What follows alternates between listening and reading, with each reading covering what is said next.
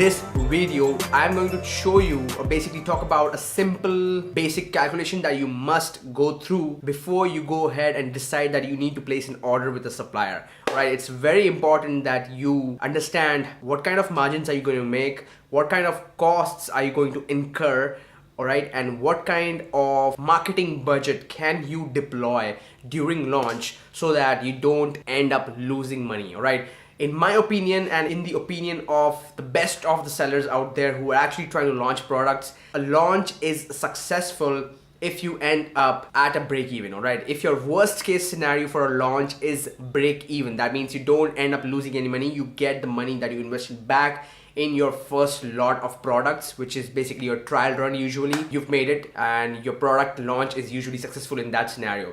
Alright, so the goal of launch usually is to not lose money, and that's what the numbers and the table that I'm going to show you is going to basically tell you exactly. Alright, so let's get into my computer screen and let me show you exactly what I'm talking about. Alright folks, I hope you can see my computer screen, and over here you can basically see a simple table that I've created. Now I'm going to walk you through all the columns and explain what do I intend by those columns, and why do I have 4 rows, and why do I have the selling price highlighted over here. Alright, so but to keep things simple, let's just look at the first row, and that'll basically help you understand all of the other rows that you can see on the screen right now. Alright, so first things first, once you have figured out, alright, who is your supplier going to be, and once you have figured out what's your product offer going to be like. Alright, so what do I mean by product offer is that, let's say you have this product, right? It's a box, all right? It has some contents inside it, all right? But let's say you want to make any changes. Let's say you want to add a new insert. That's going to incur a cost. Let's say you want to add some kind of accessory that your supplier isn't adding in that box by default, all right? So whatever you add in the box is going to add up to your unit cost, all right? So basically, once you have figured that offer out, once you've figured out what's going to go inside the box and what kind of box are you going to use, what kind of packaging are you going to use, then you are going to tell exactly that these are the things that you want to your supplier, and then the supplier is going to quote you back as to how much would it cost. All right, sometimes you might need to source the accessories from other suppliers, and at that point of time you have to just include that in your calculations. But otherwise, what you're going to get from your supplier is that they are going to tell you exactly how much is your unit cost going to be, the EXW price. That means how much are they going to charge you per unit for making that particular configuration of the product and getting it ready at the factory, right? So that is the cost that you must look at. That is the unit cost that you must look at, and that is the first column that you can see over here, which says 22. So everything over here is in USD, all right, just so you don't get confused, right? So let's say your unit cost was $22, right? And I usually like to start with about 300 to 500 units during my launch, all right? But it would also depend on the average number of units that are being sold on a daily basis in that particular market or product niche, right? So I figured the product that I'm actually trying to launch right now next is selling about 10 to 12 units per day, and which basically amounts to if I just multiply 12 by 30, it's 360. And just because I have a good amount of budget for this product, I'm actually just going ahead and launching with 500 units as my trial run, because I don't want to go out of inventory when I'm in my launch process, because that is the problem that we face. But obviously, like, it depends on the budget. If you don't have the budget for it, you'll have to cut it short. You'll have to bring it down to as much as possible, but don't bring it down too much. Don't start with too few units of your products, because then you will not be able to judge whether your launch went successful or it did not. It basically failed. All right, for you to be able to judge whether your launch was successful, you need to have enough number of units, and the way you do that is just by multiplying the average number of units that everybody is selling on a daily basis for that product into 30, so that you can at least estimate how many units would you require in the first 30 days of your launch, because that's how long usually launch processes are. Alright, so I'm starting with 500 units. That is the second column that you can see. The total launch cost is basically simply multiplication of these first two columns, the unit cost times the number of units that you're going to be launching with. So that came out to be about 11,000 for me in my scenario. All right, you just have to put your numbers in there when you are doing this yourself, but these are my numbers. So just kind of like understand the concept here and use your numbers when you're starting this out yourself. Right, then you have to get an estimate of how much would it cost for you to ship these products from China to USA. You have to take into account what kind of shipping modes are you going to go through. It can be air, it can be ocean, all right? So you have to figure that out first. I basically took an estimate of $2,000 because I actually have a product which is already selling on Amazon, which has a similar size and a similar weight category. So I can just kind of like estimate as a ballpark figure how much would it cost for me to transport 500 units of my product from China to USA to the Amazon FBA warehouse, right? But let's say you don't have a product, all right? In that scenario, all you need to do is basically find a product, all right? Find a ASIN on Amazon and just go to Amazon FBA profit calculator. I'll put it up on the screen right here and just put in that ASIN and hit enter. So if you don't have a product which is already selling on Amazon for you to estimate how much would it cost, all you need to do is basically contact the shipping agent that I always keep referring in the group. So if you're not in the group, subscribe to my channel and join the group because I always share all of my resources and the people I work with. So just reach out to Rebecca, okay, and just request her for a quotation based on the dimensions that you get for your product, packaging and weight from the factory. All right, so they're going to give you a quotation and you just have to put that number over here so that you can estimate the rest of the numbers going forward. All right, so the total launch cost is simply an addition of the third column and the fourth column, which is basically launch cost plus shipping cost, which is $13,000 at this point of time. Now I've actually ignored a few numbers over here. That's just because my numbers are just too high. But you need to also add in, like on this $13,000 that you see, you also need to add in if you incur any customs cost after you actually ship the product, right? You need to also add in inspection cost, which is absolutely critical. I always keep telling everybody that you must definitely inspect your products before you ship them across out of your factory, all right? So you have to add those costs. You have to add, if you're going to purchase a 𝐿PC code from GS1, that's going to incur another $200 for you. So you have to add in those costs. So don't forget to add in every cost that you get in this particular column, all right? So that's going to give you the total launch cost, all right? Now divide that by the total number of units.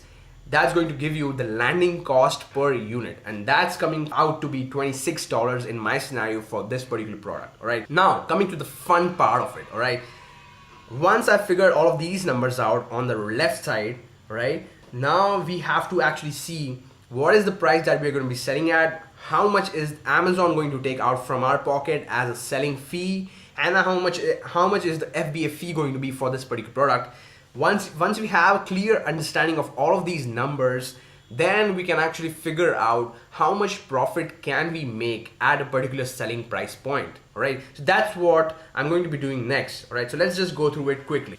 So as you can see, I've basically put down a selling price of $50. That is the minimum selling price. That's the lowest I'm going to be selling this product at, because this product is actually expensive, and I've actually made an offer for the customer that basically justifies why should I be charging a minimum of $50 for this product if you are going to buy it on Amazon. All right, so that is the minimum selling price, and that is why that's in the first row over here. All right, then Amazon fee is basically usually 15% off your selling price. So 15% off $50 is $7.50. So that's why you see $7.50 over there. You basically have to set in the formula over here, which is basically 15% off the selling price column. All right, so that's the formula that I've set over here, and that is why you see 7.5 over here. Now the FBA fee. Now this is interesting.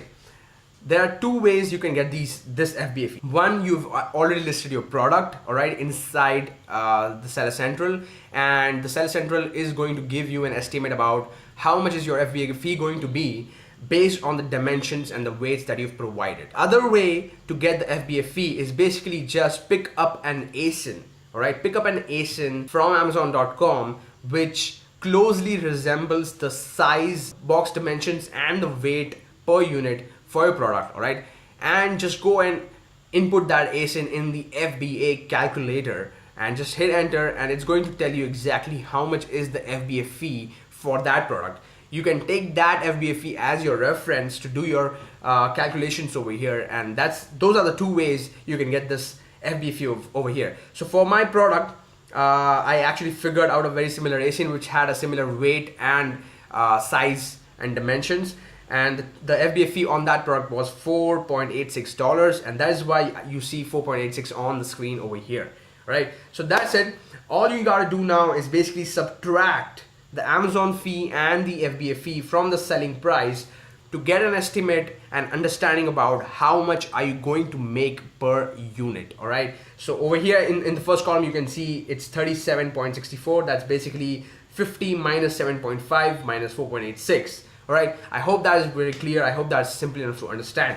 Now this is the most interesting part, the most interesting column that you've actually wanting to look at, and this is what you should be paying attention to, is profit per unit. That means how much profit are you going to make per unit of your product sold. All right, the way you get that is basically by subtracting the landing cost from the earnings per unit column. All right, so basically subtracting $26 from $37.64 gives me $11.64, and that is basically the profit per unit that I would get from this product if I am selling it at $50.